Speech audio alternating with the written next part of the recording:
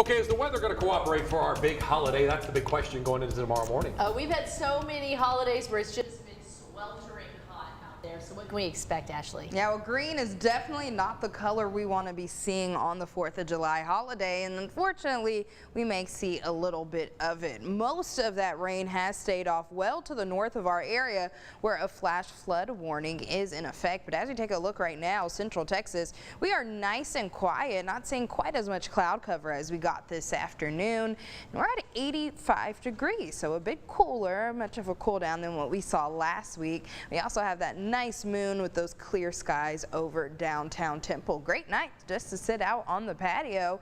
88 if you are in Waco right now, 84 in Gatesville, 84 in Mejia and Fairfield, 85 right now in Killeen. And if you're thinking about getting the dog walk in early before you get those 4th of July day plans started, the morning time is going to be the best. We got Miss Lula on our forecast. Looks like she's ready to eat a meal. You're going to be able to take her out green paws throughout the early part of the day. By the time we head into the afternoon, things do heat up here a bit quickly, so probably going to want to get it in the earlier the better also, so you can get to those holiday plans. So your full Independence Day outlook, we'll see sunshine by the afternoon. Temperatures going to top out seasonable. Usually what we get in the 4th of July is about 95. That's what we're seeing for highs, but that humidity factored in, not going to feel like 95 so much. Now remember, I said we could also see some green on radar once we head into your 4th of July afternoon. As I'm tracking low, but still that isolated shot for some showers, make it in the way of some barbecues. Those details coming up. All right, but good to report no snow this 4th of July. That's great news. Okay. Too hot to be shoveling snow. Thank you, Ashley. Well, for 43 million Americans, loan payments are going to be resuming in the fall. This now after the Supreme Court struck down the president's student debt program. As Tom Costello reports for us tonight, there are ways to soften the blow. After a 3-year payment hiatus during COVID, the clock is ticking down to a potential wallet buster. The Supreme Court decision means borrowers must resume paying off their entire student loans starting October 1st. I planned on saving for my home, possibly starting a family. 30-year-old Sharon Elliott still has $20,000 in loans. Just married, he and his wife must now put their plans on hold. My wife also has $53,000 student loans as well, so we're both going to be set back. With interest rates averaging nearly 5%, experts urge borrowers to make more than the minimum payment. If you make the minimum payment on your student debt, you're going to be carrying that debt for a very long time. The average student loan, $30,000. Now the Biden administration is developing a slow repayment on-ramp. Borrowers who can't make a payment for the first 12 months would not be penalized. And a plan called SAVE, an income-driven repayment program, would cut the minimum monthly payments in half, from 10% of discretionary income to 5%. After 10 years of payments, loans of $12,000 or less would be forgiven. It's good for the economy. It's good for the country. It's going to be good for you. Meanwhile, public service workers, including first responders, nurses, and teachers, might also qualify for loan forgiveness. There are affordable ways to pursue college degrees, and in many professions and in many occupations, you absolutely do need those. You need those credentials to be able to pursue those careers. And that was Tom Costello reporting. Reminder, payments start in October, but you'll start to get charged interest beginning again in September. Homeowners and even renters, you've likely had plenty of roofing contractors knock on your door in the past few weeks, but how do you know if they're actually going to do the job? That answer up ahead on 6 News at 10. And doom scroll no more. Why Twitter is shaking up its platform and how it may prompt advertisers to go elsewhere. We're back in just 90 seconds.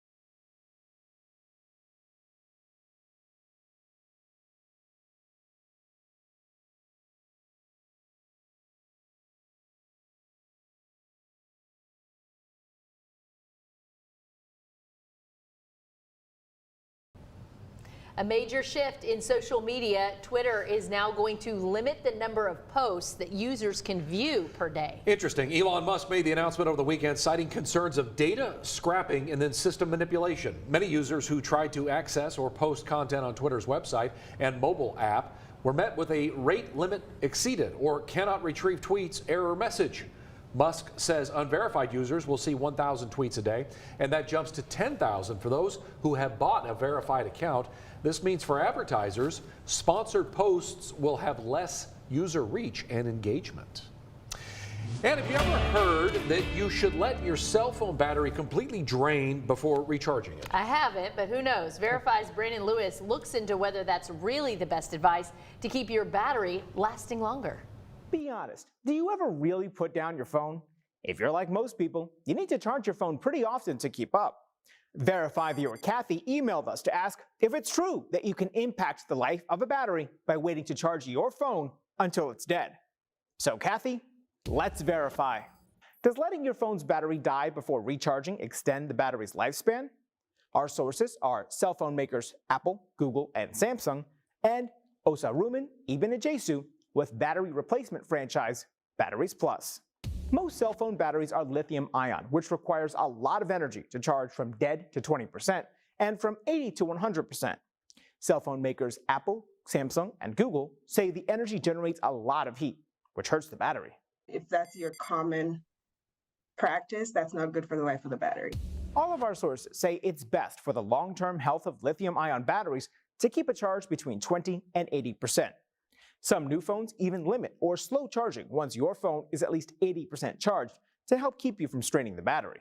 So, no, letting your phone's battery die before recharging does not extend the battery's lifespan. It can actually decrease it. The same advice goes for lithium-ion batteries that are used in power tools, appliances, and other electronics. To find out what kind of battery your device uses, check the instruction manual or label. With your Verify, I'm Brandon Lewis.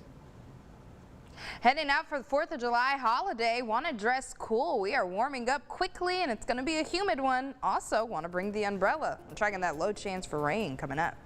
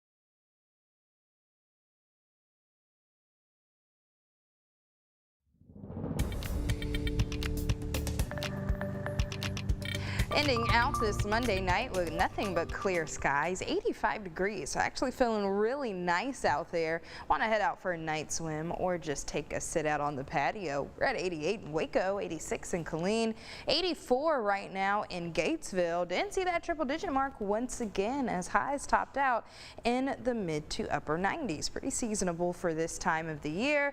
But if you were outside this afternoon, you know it was still scorching. We're going to get that for your Independence Day holiday. So for the checklist, sunscreen, shorts, sunglasses, extra water, especially if you're heading out to any of those parade festivities, and of course the red, white, and blue. But I also have the umbrella checked off, and that is because we do have the chance to see a few isolated showers. Won't take place in the morning, so that's the good news if you're heading out to that Belton Parade. Start time 9 o'clock, and by the time we get there, already going to be in the upper 70s, so not that sweltering heat out there. That's the good news, but it will feel quite humid, so definitely maybe breaking a sweat if you're heading out to the parade tomorrow. By the time the parade's over, we're already be seeing the upper 80s, low 90s, and for highs tomorrow, we're going to be topping out once again in those mid to upper 90s, which 95 is usually what we see on the 4th of July, so nothing too out of the ordinary there, but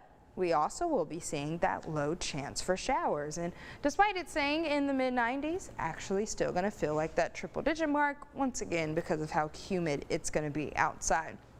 Again, the rain chances hour by hour for you. We'll see mostly sunny skies initially, but then we'll start to have a little bit more cloud cover heading into the afternoon. Showers start popping up right about 3 o'clock for our northwestern counties. And as you can see, most of us do stay on the dry side, so that's some other good news. We're also not expecting any of these storms to get severe. And by the time we head into the evening hours, we'll start to see things clearing up here. We'll be back to clear skies just in time for any of those fireworks shows, so should be able to see them go off without a hitch. So your weather threat for tomorrow, again, not expecting any severe storms, not even a marginal risk, but we had that tonight as well, and there were a couple up to the north of our area, mostly for that wind threat.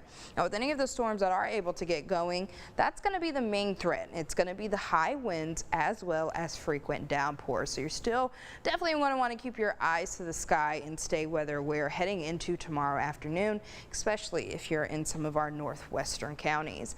Not our only chance to see showers, do have a better shot for rain and storms heading into your Thursday. As of right now, not expecting anything severe, and once we get past that rain chance, the hot and dry weather returns as we have a shift in our weather pattern yet again. Could see the triple digit mark before the weekend is all said and done, and staying hot heading into next week. All right, not too bad. Thank you so much, Ashley.